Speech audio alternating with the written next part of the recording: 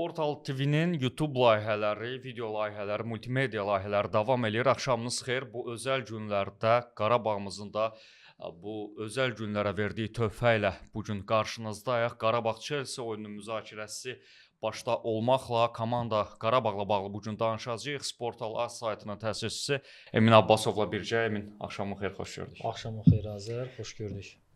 Formatımız artıq ilk buraxılışımızdan bəllidir. Emin Abbasov öz fikirlərini, şərhlərini bölüşəcək və eyni zamanda mən də bax oyunla bağlı həm suallarımı verəcəm, həm düşüncələrimi bölüşəcəm. Ötən gün olduqca həyəcanlı, fərqli və sözün əsl mənasında elə tarixə düşəcək oyun idi. İngilis klublarından xal aldıq, qollar vurduq. Nəhayət, Emin, gözləyirdinmi bu hesabı və bu futbolu ən əsası? Açığı çox çətin olacağını bilirdim, çünki bugünə qədər Qarabağ bir neçə dəfə İngiltərə klublarının üz-üzə gəlib, Premyer Liqa təmsilçiləri ilə belə deyək gücünü sınayıb və hamısında uğursuzluqla üzləşmişdik. Amma bu dəfə həm oyunun Bakıda keçirilməsi, digər tərəfdən bu oyuna qədər artıq Qarabağın 6 xal yığması və sair reallıqlar biraz bizi ümidləndirirdi. Və maçdan əvvəl də artıq başa düşülən idi ki, Chelsea az güclə buradan nəticə qazanıb getmək istəyir. Çünki normalda rəqiblər Bakıya 2 gün qalmış gəlirlər, amma Chelsea bilirik, maçça 1 gün qalmış Bakıya gəldi və hətta Enzo Maresca öz mətbuat konfransını da Londonda keçirdi. Açıqlamışdı ki, London saatına uyğun bütün proqramlarını qurmaq istəyirlər, çünki adaptasiya üçün vaxt az idi və start heyətində də gördük ki, aparıcı futbolçuların əksəriyyətini ehtiyatda saxlamışdı. Axı bir məsələ də var ki, Chelsea çox sıx qrafikdə oynayır, İngiltərə Premyer Liqasında işləri çətin yürüyür və ona görə bir növ Çempionlar Liqasında kiçik futbol ölkəsinin komandası ilə minimum qüvvə ilə maksimum nəticəni kökləmişdilər. Amma oyunun artıq birinci hissəsində mənə elə gəlir ki, Enzo Maresca özü də başa düşdü ki, bu cür alınmayacaq. Yəni belə rahatlıqla Bakıdan 3 xal aparmaq mümkün olmayacaq. Bax, nəticələr böyüdükcə, böyük nəticələr qazanıldıqca klub özü də böyüyür və başqalarının gözündə də böyüyür. Qarabağ bizim gözümüz önündə böyüyüb. Qarabağ illərdir yıxıla-yıxıla, qalxa-qalxa, zaman-zaman Avrokuboklarda çətinliklər yaşaya-yaşaya böyüyüb. Amma mənə görə Qarabağın o böyümə anı bir neçə il əvvəl Marsellə səfər maçından başlayıb. Çünki ilk dəfə idi ki, Qarabağ o vaxt top 5 liqa klublarından biri ilə başa-baş futbol sərgiləmişdi və həmin maçdan sonra da Qurban Qurbanov demişdi ki, mən Azərbaycan futbol naminə Qarabağın böyüməsi üçün oyun sistemimizə dəyişikliklər gətirdim. Biz böyük klublarla oynamaq istəyiriksə, bu cür sürətlərlə ayaqlaşmalıyıq, belə açıq futbol sərgiləməliyik və əgər yadındadırsa, Marsellə səfər maçında 3-1 məğlub olsaq da kifayət qədər baxımlı bir futbol izləmişdik, başa-baş hücumlar var idi, hücuma çıxırdıq, hücum verirdik, bəli, amma Qurban Qurbanov da illər əvvəl başa düşürdü ki, bu cür futbol sisteminə biz oyun stilinə keçməsək, yəni yalnız qapanmaqla, yalnız müdafiədə oturmaqla böyük klublarla oynamaq çətin olacaq. Çünki böyük klubların heyətində elə usta futbolçular var ki, baxırsan heç nədən epizoda girib ki, dünən birinci qolda da gördük, fərqlənə bilərlər, ustalıq səviyyələri kifayət qədər yüksəkdir və biz yalnız müdafiədə oturmaq yox, hücumla cavab verərək nəticə əldə edə bilərik. Dünənki oyuna gəlincə, bax, mənə elə gəlir ki, Enzo Marescanı ən çox təəccübləndirən Qarabağın elədiyi pressinq idi. Yəni, bu qədər cəsarətli Chelsea-nin birinci zonasında o hücumları beşikdə boğmasını Qarabağın gözləmirdilər. Qarabağ çox şiddətli pressinq eləyirdi və bu pressinqin ən önəmli parçası Duran idi. Pressing ümumiyyətlə kollektiv edilən bir təmrindir. Bunu bəri başdan deyim, insanlar düz başa düşsünlər. Heç vaxt bir futbolçu pressing eləyə bilməz. Pressing kollektiv olmalıdır ki, o pressing altından çıxan futbolçunun seçimi çox olmasın və ona baskı ilə topu ala bilsinlər. Və bu məsələdə Duranın sürəti çox işimizə yaradı. Və mənə elə gəlir ki, Qurban Qurbanovun Durana təxminən tapşırığı belə idi ki, hücumçuluğun bir yana konkret bütün güclü pressingdə xərcləməlisən. O qədər Duran istəkli, sürətli, şiddətli pressinqlər eləyirdi ki, dəfələrlə rəqib müdafiəçilərdən top aldı, dəfələrlə o rəqibin mərkəz müdafiəsini pis vəziyyətlərdə yaxalaya bildi. Ümumiyyətlə bir ifadə ilə desək, nəfəs aldırmadı Chelsea-nin müdafiəçilərinə. Həm də oyundan qabaq da hamımız bilirdik ki, Chelsea-nin xüsusən müdafiə mərkəzində sıxıntıları var, problemləri var. Qurban Qurbanovu tanıyırıq ki, rəqibi yaxşı analiz etməyi bacaran mütəxəssisdir və mənə elə gəlir ki, ən zəif yerini Qurban Qurbanov onların bax bu müdafiə xəttini tapmışdı və biz pressingdən dediyim kimi 4 dəfə, 5 dəfə top ala bildik. Hamısında da Duran öz hərəkətliyi hesabına, öz bacarığı hesabına rəqibə çox böyük problemlər yaşatdılar. Amma burada bir şey demək lazımdır ki, bax 12-ci dəqiqədə Chelsea-nin bir hücumu var idi. Qola çox yaxınlaşmışdılar. Özdə çox rahat epizod verdik. Niyə? Alidə olduğu hücumlara belə komandalarla gərək həmişə bir gözün arxada olsun. Yəni rahat-rahat hücuma getsən qol yeyə bilərsən. Bunu ikinci hissədə də biz Garnaçonun qolunda gördük. Ümumən götürəndə birinci hissə bizim üçün yaxşı gedirdi və Qurban Qurbanov komandanı yeri gəlmişkən həm də mental baxımdan düzgün hazırlamışdı. Niyə? Bax hesabda geriyə düşdük. Adam fikirləşə bilərdi ki, qarşısındakı Chelsea-dir. Artıq hesabda geridəsəm, iri hesablı məğlubiyyət də ola bilər. Yəqin futbolçular biraz geriyə oturarlar. Amma hesabda yenik düşməsinə rəğmən Qarabağın futbolçuları oyundan düşmədi.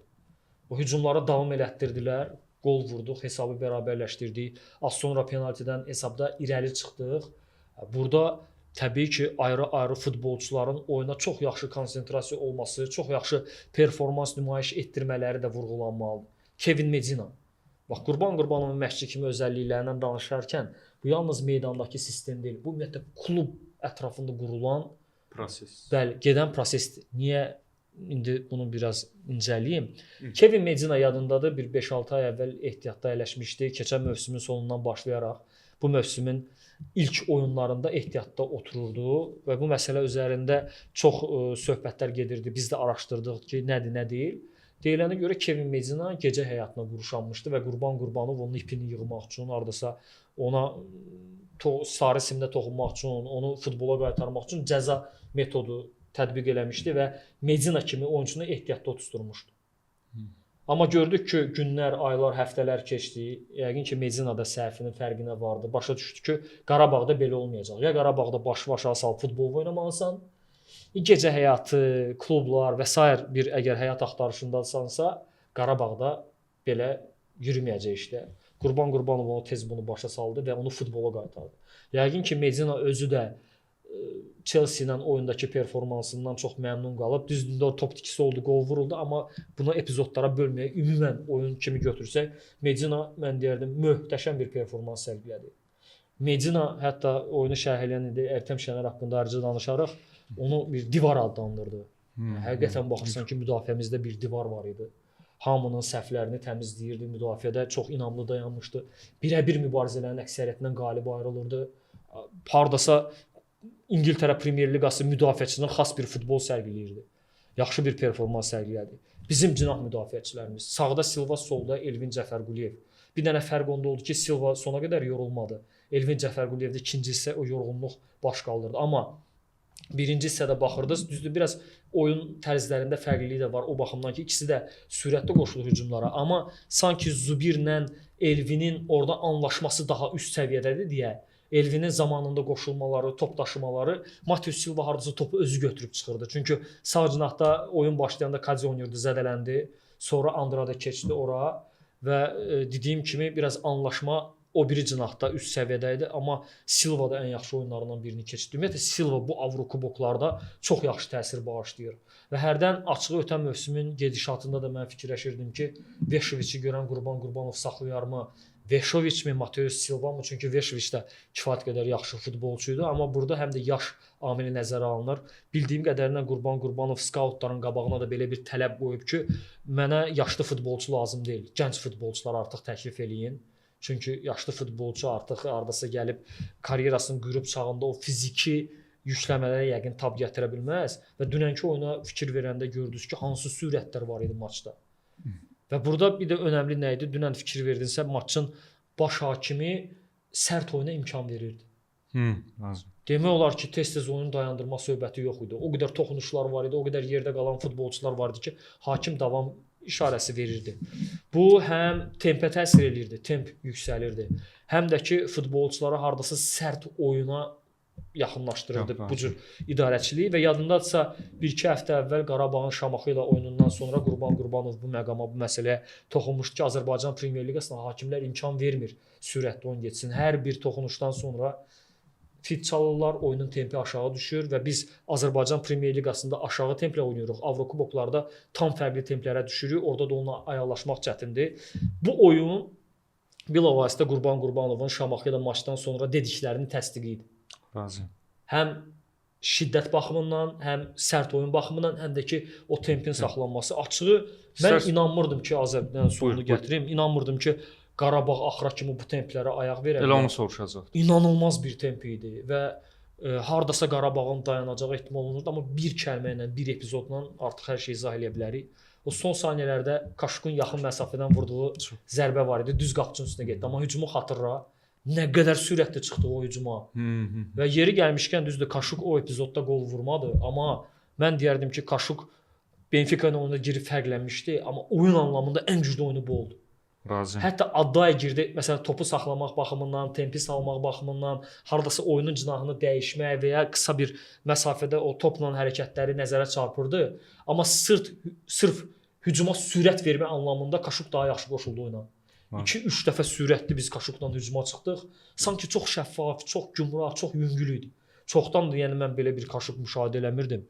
Və onun oyuna qoşulması, hardasa oyunun sonlarında 5-li müdafiəyə keçdi. Qurban Qurbanov Matias Silvanı 3-cü mərkəz müdafiəçisi kimi çəkdi ortaya.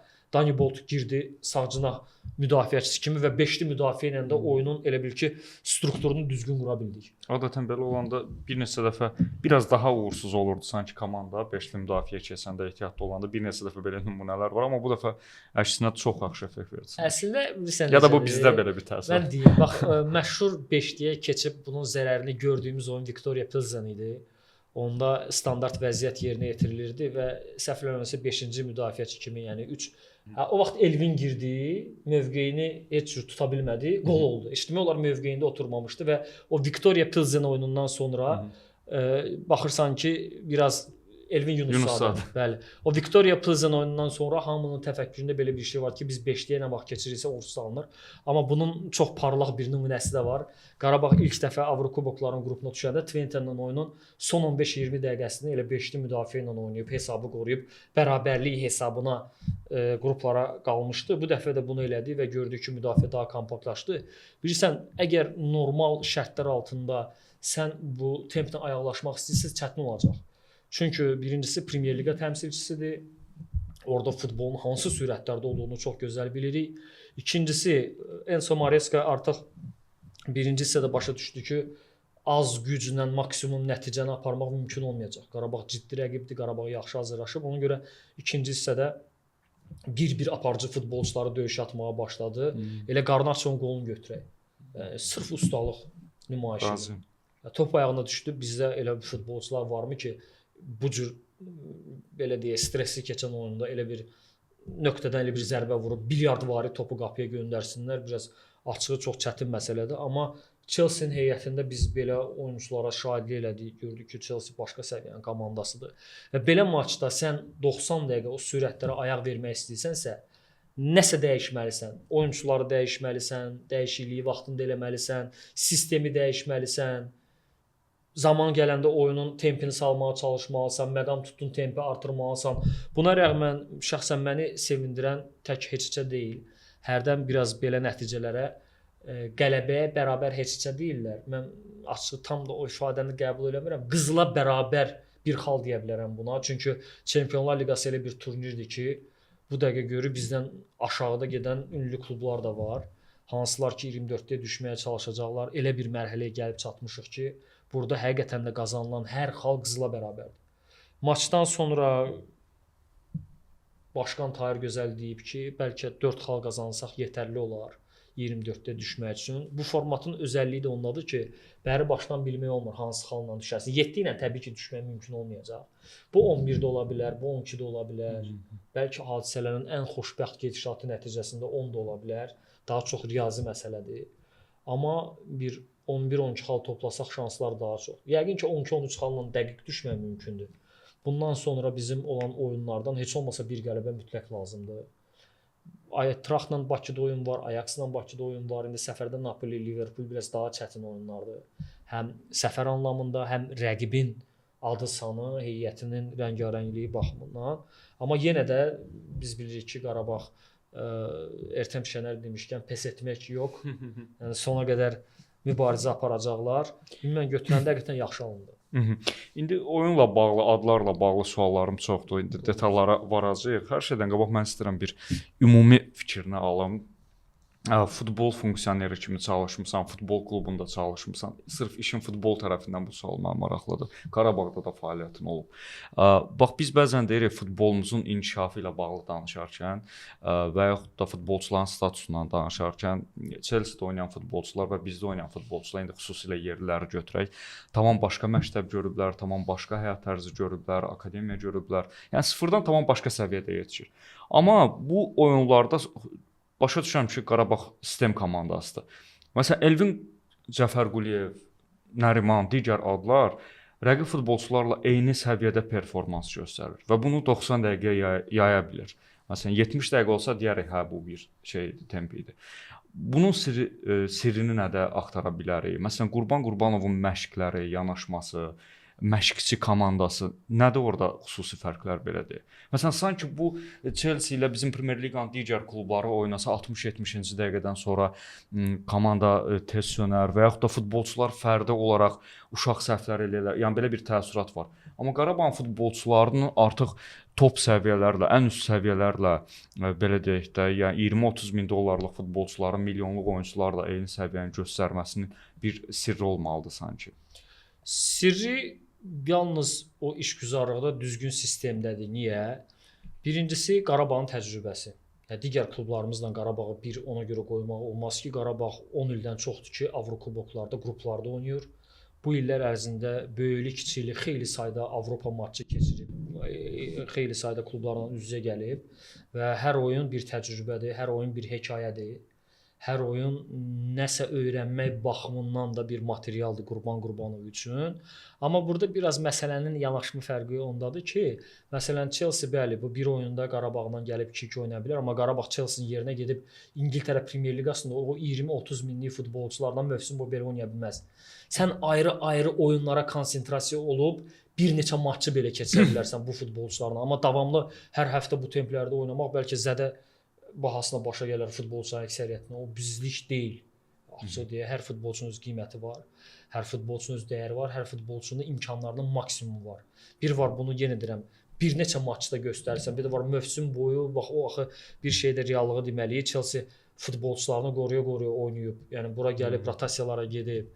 Hardasa özləri də istəyirdilər ki, dediyim kimi biraz çox qüvvə xərcləməsinlər və açıq-aşkar daha rahat xallarını götürsünlər. Bütün bunlar da bizim xeyrimizə işləyir. Adlar olaraq davam edək. Bu məsələn Kadinin zədələnməsi və ondan sonra dəyişən futbol adda əvəzləndi və onun oyuna qoşulması, eyni zamanda Kadinin zədəsi artıq uzun müddətlidir, 3 ay ən az oynamayacaq dedilər. Bunun komandaya təsirini necə görürsən və Kadisiz Qarabağın heyətində hansı heyət, hansı yanaşma olacaq səncə? Yəni orada əsas adday daha çox şans qazana bilərmi səncə? Birincisi Kadzi ilə bağlı onu deyək ki, biz ötən verilişimizdə danışmışdıq ki, İmişli ilə oyunda çox bərbad bir performans ortaya qoymuşdu. Çoxlu top itkilərinə yol verirdi, özünə bənzəmirdi və ehtimalımız buydu. 100% ki, belə olub ki, Qurban Qurbanov onu danlayıb. Çünki elə oyundan çıxarkən o yersiz sarı vərəqəsinə görə Qurban Qurbanovun qəzərinə tuş gəlmişdi. Bu oyunda da gördük ki, sanki o Kadzi deyil. Düzdür, top ayağına düşərkən bir neçə dəfə təhlükəli hücumlara çıxmağımıza şərait yaratdı. Ona qarşı bir neçə qayda pozuntusu oldu, amma sanki Kadzidə o həmişəki rahatlığı və yüngüllüyü görmürdük. Bilmirəm, bəlkə mikro zədəsi var, bəlkə rejimini pozub, bəlkə şəxsi həyatında nəsə baş verir. Bunu bilmək çətindir, çünki biz komandanın içində deyilik. Amma görünən odur ki, Kadzidə sanki nəsə qaydasında getmir. Elə zədə də bunun bir hissəsi ola bilər. Adətən o stressdən də müəyyən zədələr almaq olur. Rejim riayət olunmayanda da müəyyən zədələrə gətirib çıxarır. Bunun səbəblərini bilmirəm.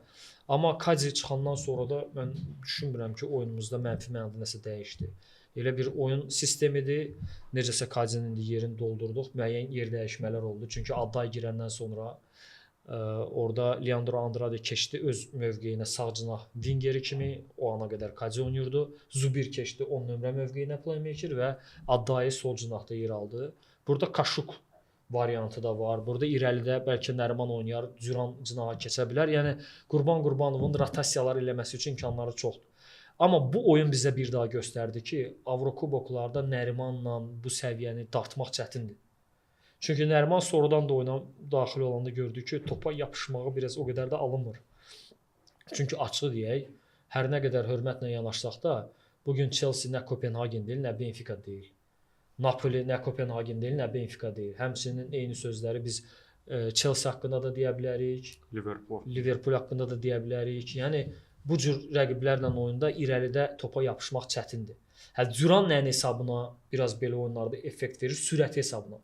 Bax Benfica ilə vurduğu gol vardı. Zonaya sürətlə açıldı, girdi. Zərbə vurdu, gol oldu. Bir epizodda oldu, təklər çıxartdılar, Duranı vurdu, orada dəf elədi qapıçı. Yəni Duran həm biraz təcrübəsinə görə, bəlkə keçdiyi futbol məktəbinə görə, sürətinə görə irəlidə daha təhlükəli görünür. Hərçənd Duranın da hücumçu kimi əksiklikləri var. Və Duranın niyə özəlliyi fikir ver, Avrokubok maçlarında çıxır, nəinki Azərbaycan Premyer Liqasında. Çünki Azərbaycan Premyer Liqasında hamı Qarabağa qarşı qapanaraq müdafiədə oturaraq oynayır, boş zona vermirlər. Duran da mərkəz müdafiəçisi mövqeyində duraraq o zonanı tapıb fərqlənə bilmir. Avrokuboklarda biraz rollar dəyişir. Qarabağ hardasa ikinci nömrədən oynamağa məhkumdur. Daha çox sürətli hücumlara çıxmaq imkanı qazanır və əks hücumlara çıxarkən burada Duranın sürəti önəmli rol oynayır. Düzdür, Nəriman da sürətli futbolçudur, amma hər halda Duran daha üst səviyyədir. Ona görə indi yəqin ki, qarşıdakı Avrokubok oyunlarında da bundan sonra Qurban Qurbanov daha çox Durana güvənəcək, nəinki Nərimana. Amma istənilən halda dünən Kaşqın oyuna yaxşı qoşulmağı, Qurban Qurbanovun bilirik ki, zaman-zaman rotasiya eləmək, hansı futbolçunun hansı oyuna daha hazır olmağını düzgün müəyyənləşdirməsi və sair baxışları üzərindən məncə o boşluğu doldura bilərik, problem deyil.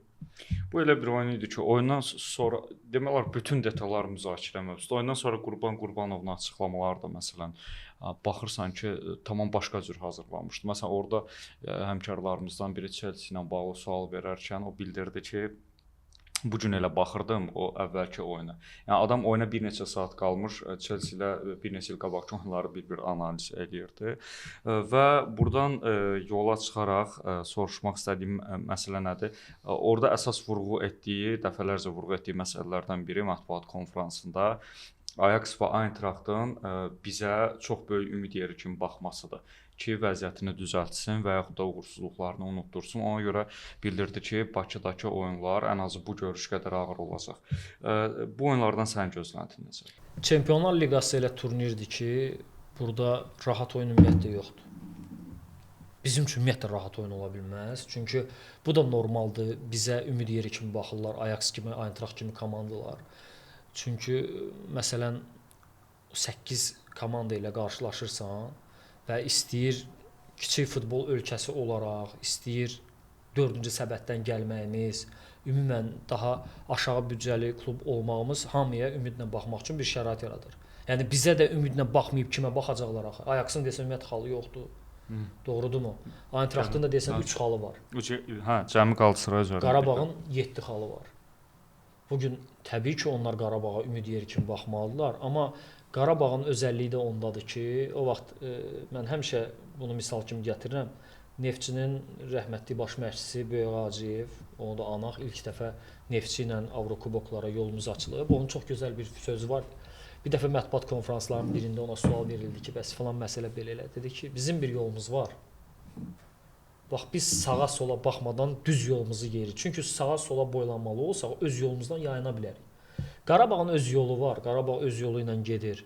Və indi kim nə cür baxır, kim nə deyir, kimin gözləntisi nədir? Bu onların gözləntisidir. O bir dəfə Arşavin Rusiya futboluna məşhur bir ifadə demişdi. Azarkeşlər nəsə bir hansı oyuna bağlı etiraz edirdilər ki, nəticə belə olmalıdır, elə olmalıdır. Ki sizin gözləntiləriniz sizin probleminizdir. Bizim problemimiz deyil. İndi Ajaxın və ya Eintrachtın gözləntiləri onların problemləridir. Bizə adiyyəti yoxdur. Biz öz yolumuzu gedirik.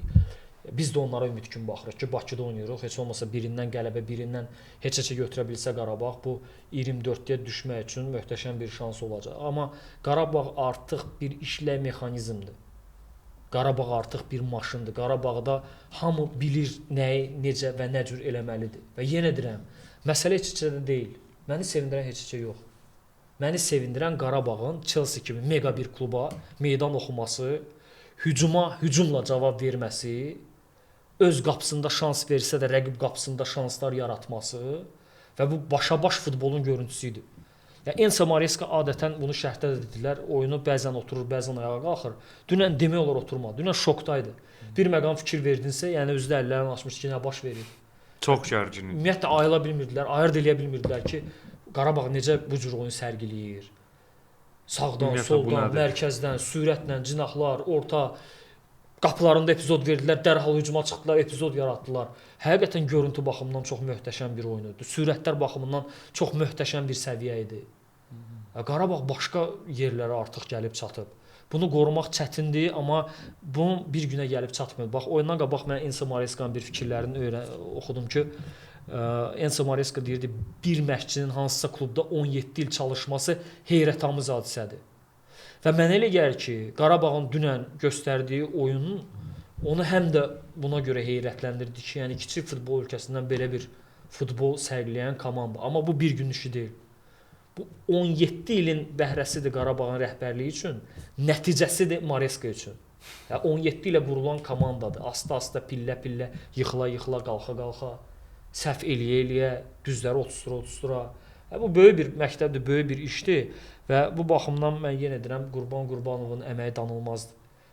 Hətta zaman-zaman böyük tənqidlərlə üzləşib Qarabağda, Qurban Qurbanovda, uduzulan maçlarda olub, hardasa qələbə qazana bilib də məğlub olduqları oyunlarda görmüşük və hakimlərin məsələndə o vaxt elə Çexiyalı hakimin yadındadırsa, elə birinci ilində Qarabağ hərdən deyirlər bu dövlət layihəsidir, buna dəstək var. Mən də sual verirəm. O dəstək niyə Inter Milanla Bakıdakı oyunda verilmədi ki, təmiz qolumuzu saysaydılar? Qarabağ Avrokuboklarda ilk ilində artıq Avropa Liqasında play-off adlayacaqdı. Amma qarşımıza alındı. Bazellə səfər oyunda kör-kör gör top bir neçə metr qapıya girir. Nə baş hakim görmür, nə köməkçi görmür, nə yan xətt hakimi, heç kim görmür. Hamı kör olub. Qol girməyib deyirlər. Yəni bu kimi çox hadisələr baş verib. Amma yenə də Qarabağ bu yolu mən deyərdim bir fəxarət hissi ilə keçib. Bizə bu istəyi yaşadır və sadəcə istək arzu nədir? Azərbaycan Premyer Liqasında iddialı komandalar çoxalsın. Premyer Liqada da müəyyən sürət artımını görək ki, Qarabağ heç olmasa o sürətlərin müəyyən faizini, o topun oyunda qalmaq dəqiqəsinin müəyyən hissəsini normal şəkildə bizim Premyer Liqada da görsün. Amma bugünkü nəticələrə hardan baxsan, necə dəyərləndirsən möhtəşəmdir. Alqışlansın. Emin, ilk 2-3 oyundan sonra qısa bu mövzuda danışa bilərik. Məsələn, birinci oyun tamam başqa mentalitetdə keçdi, 2 başqa, 3 başqa. Artıq Qarabağın 4 oyun sonra ümumi fikir bildirə bilirik Qarabağın futbolu oynaması, nəyi necə etməsi və s. bu barədə. Səncə bu Qarabağı çox yaxından izləyən biri kimi komanda artıq başqa bir səviyyə qalxıb deyə bilərikmi? Futbolçular olaraq, sistem olaraq və bu səviyyəni bir neçə il daşıya biləcəkmi? Bu səviyyədə, məsələn, Çempionlar Liqası səviyyəsində orada iddialı komanda olaraq. Burada ən böyük məsuliyyət və yük düşür Qarabağ rəhbərliyinə və Qurban Qurbanovun üzərinə. Biraz açıqlayım nə demək istədiyimi. Bax, Bayer Leverkusenlə maçlar var idi. Bayer Leverkusenin at oynatdığı dönəmlərdə Qarabağ 2 dəfə onu məğlub eləməyə çox yaxın oldu. Bəlkə də indinin Chelsea-sindən daha güclü. Daha formada olan. Amma növbəti mövsüm davamını gətirə bilmədik. Belə baxanda Bayernlə play-off oyunlarından bir neçə ay sonra Qarabağ yenidən Avrokuboklarda mübarizəyə başladı, amma gördük ki, alınmadı. Alınmamasının müəyyən səbəbləri var. Bəzi futbolçular getdi, deyək ki, yeni format tətbiq olunmağa başladı Avrokuboklarda. Artıq qrup mərhələsi yox, liqa mərhələsidir. Biraz ona uyğunlaşa bilmədik. Nələrsə qaydasında getmədi. Qurban Qurbanov bu mövsümün sonunda gördük, bir neçə yaşlı futbolçu ilə yolları ayırdı. Daha çox gənc futbolçulara hardasa etimad göstərdi. Bu dayanmayan bir prosesdir. Bu bitməyən bir oyundur. Futbol heç bir yerdə dayanmır, heç bir yerdə bitmir. Futbol hər gün yenilənir. Bax Qurban Qurbanov da dəfələrlə bu barədə danışıb və mən ümumiyyətlə tövsiyə eləyərdim bizim izləyicilər də hər zaman Qurban Qurbanovun mətbuat konfranslarını maraqla dinləsinlər. Onun mətbuat konfransları çox böyük maarifləndirici məhsuldur. Və ya onun müsahibələri var, saytlara mən baxıram, o qədər maraqlı şeylərdən, o qədər incə məqamlardan danışır və həmişə dediyi bir fikir var ki, bir yerdə dayanmaq olmaz. Çünki futbolda tendensiyalar çox tez-tez dəyişir. Bir də ki, futbol psixologiyası, futbolçu mentaliteti var. Məsələn, Slutski Rusiyalı məşqçi Çində işləyir. O gün baxıram, ona sual veriblər ki, Çin və Rus futbolçuların müqayisəsini aparsaz fərqli nədir? Deyir, Çin futbolçular Ruslardan fərqli olaraq danışan deyirlər.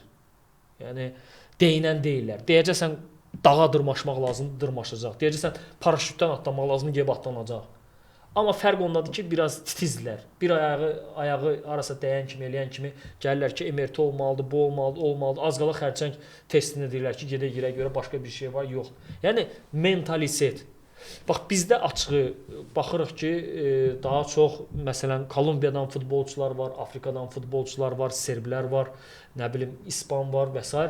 və biz hardasa bax bu futbolçuların mentalitetindən düzgün istifadə eləyib, yəni bu futbolçu birliyi deyək də, bunlar üst səviyyə futbolçular deyil özdə. Hərdən deyirlər, məsələn, filan futbolçunun istedadı var, amma istedadla yanaşı həm də stabillik olmalıdır. Bax Avropada üst səviyyə oynayan oyunçuların əsas fərqi nədədir? Onlar mövsüm boyu daşıyır bu performansı. Hərəsinin evdə özlərinin zalları. Məsələn, keçən səfər baxırdım, Melih Demirel var. Türk futbolçu Səudiyyə Ərəbistanında bir klubla anlaşıb. Burada Merkoli var idi. Xəzər Lənkəranda Neftçidə işləmiş fiziki hazırlıq məşqçisidir. İtalyan. Onu özü ilə aparıb Səudiyyə Ərəbistanına, özünün şəxsi fərdi fiziki hazırlıq məşqçisi var. Yəni Avropada da Avropada bir çox futbolçuların biz bunu Ronaldoda görmüşük. Məsələn Casemiro haqqında oxumuşdum ki, evdə böyük özünün bir zalı var. Sergio Ramos'u dəfələrlə mən hətta tətillərə belə aparırlar. Instagramda filanda görmüşəm onun o evdə qurduğu şəraiti. Bunlar hətta gün ərzində məşqdən əlavə öz üzərlərində işləyirlər. Saatlarla məşq eləyirlər, öz dietoloqları var, öz fizioterapevtləri var, öz fiziki hazırlıq məşqçiləri var. Çünki başa düşürlər ki, bu orqanizmdir, bu bədəndir, bu vücuddur sənə pulu qazandıran. Çünki bu həm də idrak baxımından üst səviyyə futbolçulardır.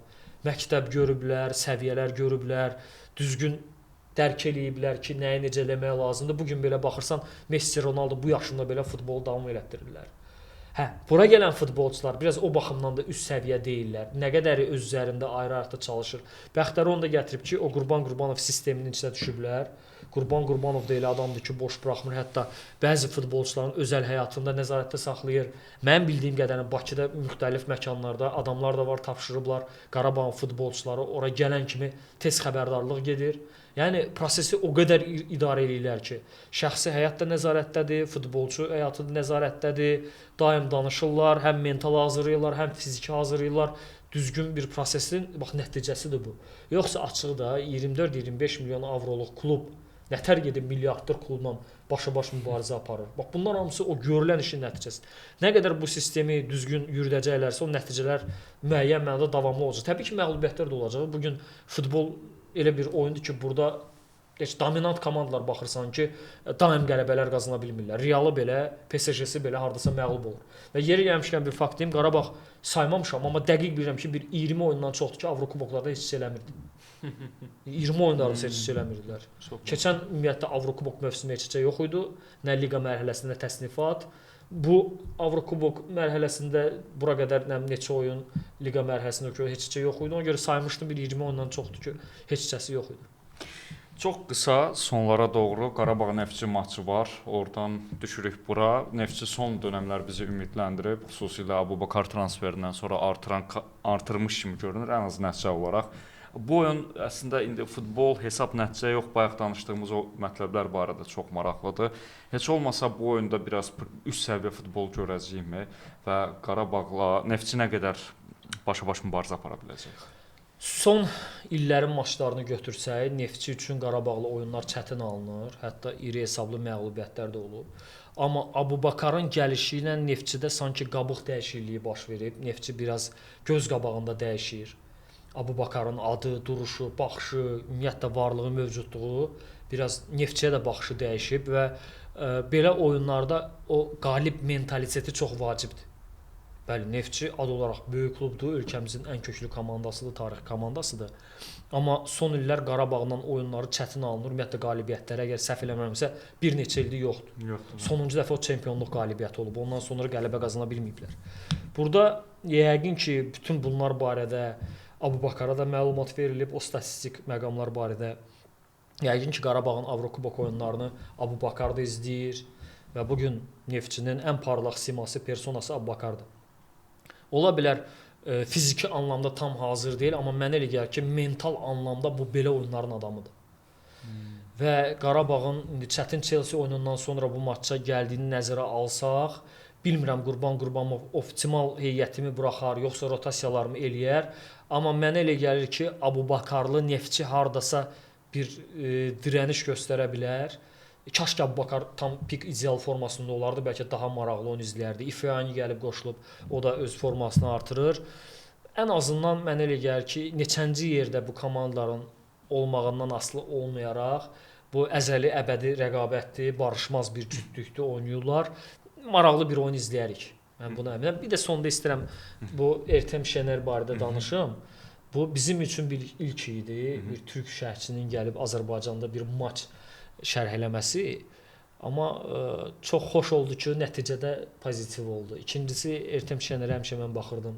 Türkiyə mətbuatında Qarabağ haqqında bu cür pozitiv danışması, bu cür isti sözlər, isti münasibət göstərməsi həqiqətən bir Azərbaycanlı kimi bizə xoş idi. Çünki onun Türkiyədə də auditoriyası çox böyükdür. Çox maraqlı bir şərh oldu, çox mükəmməl bir şərh oldu. Bizim Pərviz Musayevlə tandemlərin maraqlı alındı və Ertem Şenerin biz yenik duruma düşərkən pes etmək yox Qarabağ. O fikirləri adamı o qədər duyğulandırırdı ki, oyun boyu sanki özü meydanda Qarabağla birlikdə 12-ci futbolçu kimi meydanda da oynayır hissiyatı yaradırdı. Təşəkkür edirəm. Onların uğuru bizim uğurumuzdur, bizim uğurumuz da onların uğurudur. Bol olsun. Ümid edirəm gələcəkdə elə davamlı olar, növbəti oyunlarda gələr. Çox maraqlı idi fikirlər. Mən Ertəmin şərhini dinləyə bilməmişəm stadiona baxdığım üçün və elə bu gün təəssürat almaq üçün soruşacaqdım bunu. Çox maraqlı fikirlərim var idi.